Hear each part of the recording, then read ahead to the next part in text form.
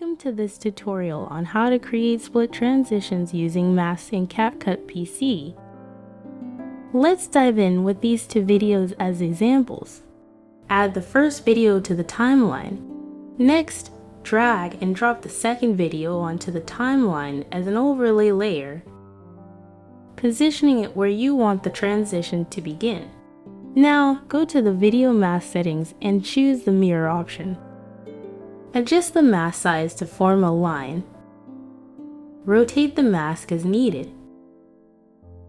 Add a keyframe at the start of the clip. Next, move the playhead forward. Adjust the mask size.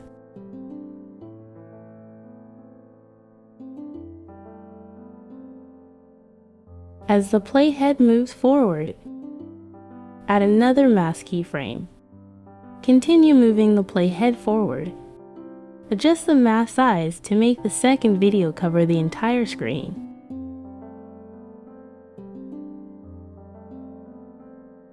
If you find the transition speed too fast, you can increase the distance between the keyframes to slow down the transition.